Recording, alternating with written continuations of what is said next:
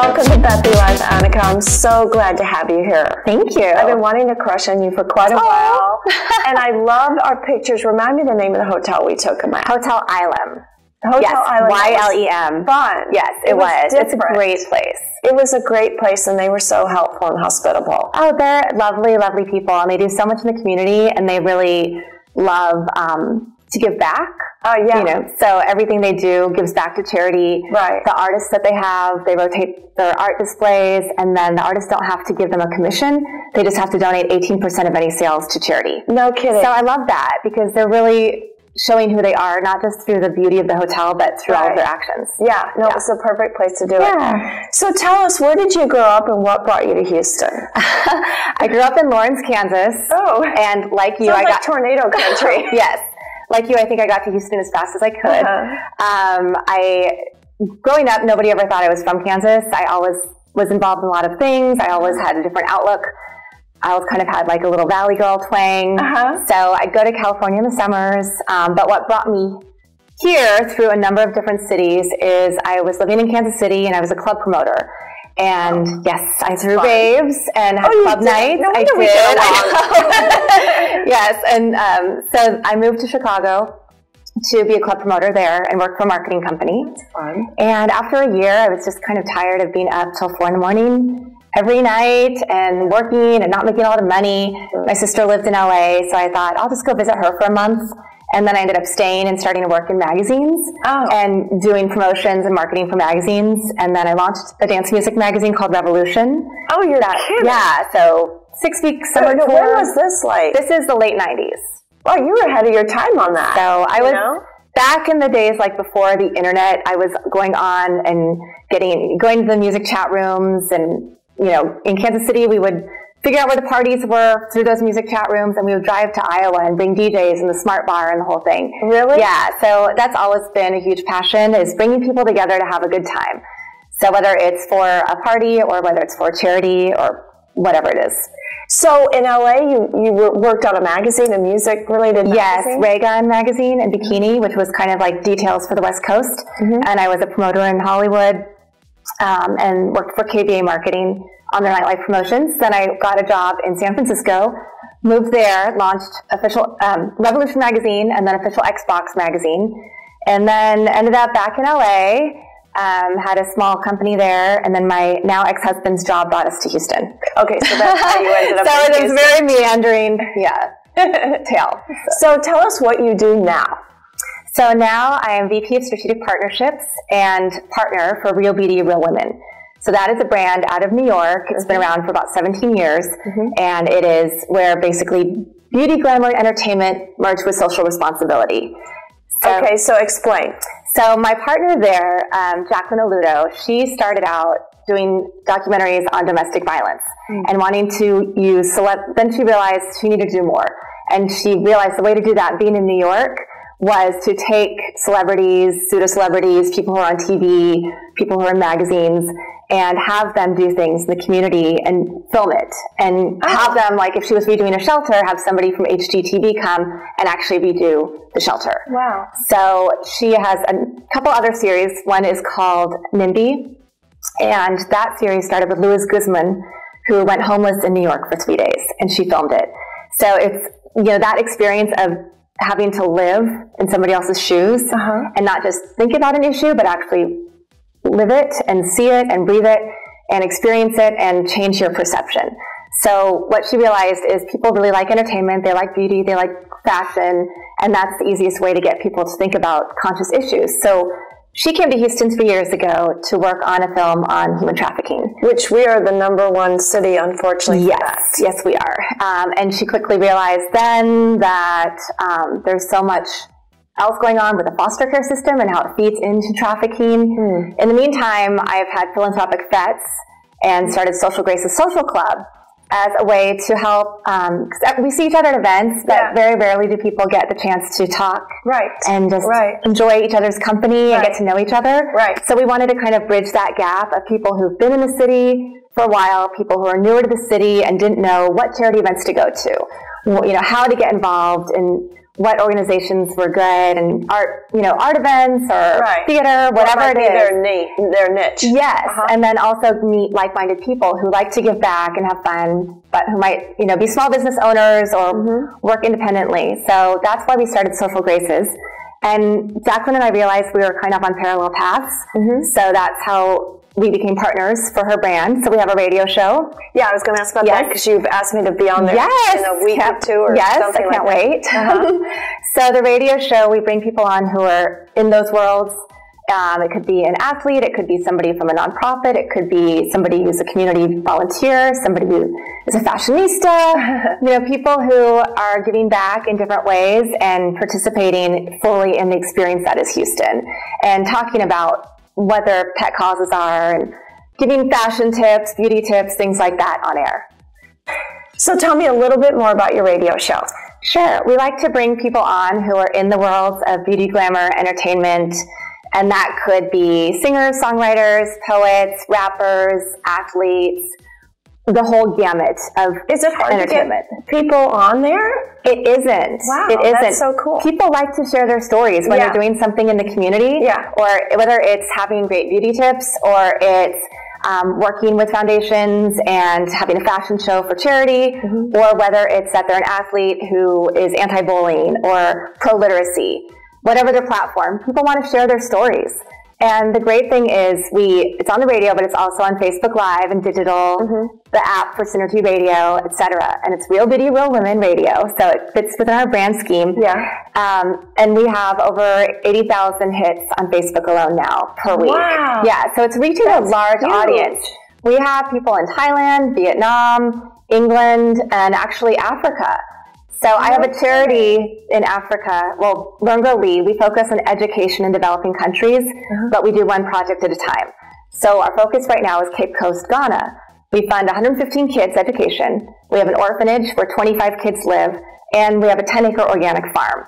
What we found is that the man who runs the program in Ghana was watching our radio show on Facebook, and then every week he's sharing it with the kids.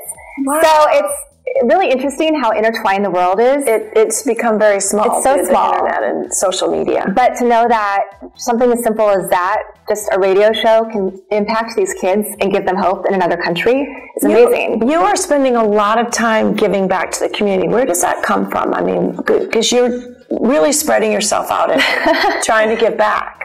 It's really my life's purpose. What I always wanted to do when I was younger is, I always loved business, but I also loved social work. And I think this is kind of a perfect marriage of the two. My dream was always to be able to impact lives by showcasing different charities, different people in the community, and being able to make a living doing whatever I could to make the biggest impact. That's amazing. So you were talking about health and beauty. Tell us some of your personal tips. You have beautiful skin. Thank you. Well, I'm half Asian, so that attributes to a lot of beautifulness. Good genes. But I do, I believe in sleep. People ask me when I sleep, but I do get just the right amount. I also believe in finding the exercise routine that works for you. I used to try to run and do cardio, and realized that really wasn't what was effective for my body. So I do weights a few times a week, 20 to 30 minutes. That's it. That's all I need. Get in and out. And that has worked for me to get, back to feeling like the healthiest person I can be. And then I also don't believe that you should restrict any food group that you want to have. I think everything in moderation, the 80-20 rule. So make 20% of your food, have that glass of wine, have that piece of cake. Whatever it is, don't feel guilty, because guilt and stress are what hold in weight and toxins. Toxins. And then living in your purpose and passion. I agree completely. So tell us something humorous about yourself. I was trying to think of something funny, and the only thing I'm pretty funny when I'm just around like my friends. When the evening goes on and when people get to know me better, I'm very quippy. But I'd say probably the funniest thing I can think of is when I was in high school. I was always dressing. I was always trying to find something more unique than everybody at school. To wear? Yes, because I was in the country in Kansas. So you can just You're use like your a imagination. city girl stuck in Kansas. So one time I took a curtain from my parents' basement and turned it into a skirt. That's so Scarlett O'Hara. Well, I didn't sew. I'm not good at sewing, but I safety pinned and I made it my own thing because I was always that. Like, I was the varsity cheerleader who wore combat boots and blue lipstick. Wow. And I wore it to school, and a guy in one of my classes literally looked at me. He's like, "Oh, I have that same curtain." So that's probably the funniest story I could think of off the top of my head. That's a pretty good story. And I just had to own it. So I love it. Do you have any irrational fears? You know, life is so good right now. It's hard to think of living in fear and irrationality. I don't like when I see like cockroaches in bags. Yeah. But I feel just really fortunate for where I am. I feel like I'm in the right place, the right time.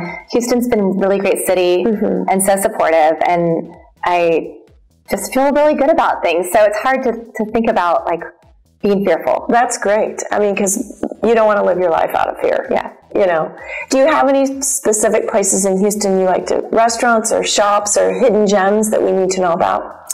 I love finding the little art galleries, and I love art. That's one of the things I can't live without. I have a piece from Gonzo, who is the godfather of the graffiti scene in Texas, and he has a really cool graffiti museum here, and it's the only one in Texas. Houston? In Houston. Why? Oh, I did not know that. I love this. I know and he will actually do graffiti classes, so you can like yeah. So I have a big piece from him. It's a tri-plexiglass piece that says Libertad, and I love it. It's above my fireplace. Wow. So that's a really cool space that I don't think a lot of people know about. No, because I follow graffiti all over Houston, and I didn't know about that. Yeah. Okay. Well, I'll have to give you his info so you can go check it out. Yeah. And I'm totally going to do that. Shoot. Yeah. I'm always like looking for somewhere to shoot. So, what's the best piece of advice you've ever been given?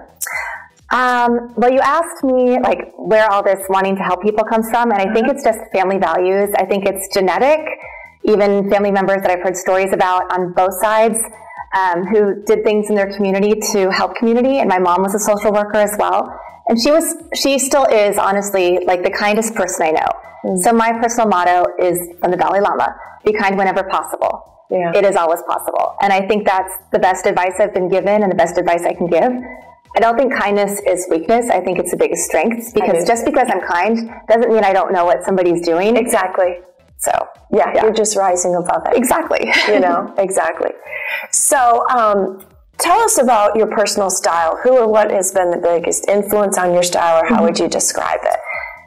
So, again, going back to high school, I know it started there with the drapes. Since I was always quirky, and I think I wear like my grandmother's vintage dresses with combat boots and things like that. I loved wearing floral prints and I still love the 40s and that aesthetic, but I like giving a little edge. So I'd say my look is really edgy feminine. I love that. So that's, I like to look like a pretty woman, but with a little bit of a twist. Yeah, like with the combat boots, kind of Madonna in a floral dress. Right, exactly. Because that one outfit you wore in our shoot, you kind of did that. Yeah. Which I loved. Yeah.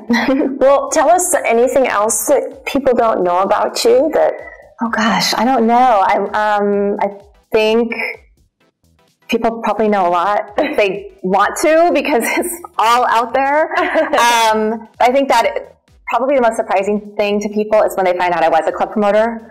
And that's really where everything I do stems from, is wanting to bring people together, have a good time, and make an impact, whether it's just on the fact that they're having a great Saturday night, or whether it's raising money for a charity, or teaching them about something, or getting them to think about something in a different way. Yeah. I love supporting local, wherever I'm living. So local designers, local restaurants, local artists. Did the same thing in LA. I'm actually going to Los Angeles in January to speak at an art salon for Steven Silverstein. He's shown his work here, and he's a fine art photographer who was a big fashion photographer in the 80s in Paris. And he is pairing me with a collector of his who's 50 years older than me. And we both really started collecting art in our 30s, and so we're going to talk about, and she has amazing, Picassos and a lot of things that I don't have. But still, I love the fact that he wanted us to come together and talk about our passion and how we create that. So that might be something people don't know as much about me. No, I didn't know that. I think that's amazing. Well, Houston is so lucky to have you. You're doing so much for our community and way beyond our community. And you're so interesting, and I really appreciate you being here. Well, I appreciate you having me. This was just a great interview. Yes. So, thank you. That's a wrap. Thank you. Yes.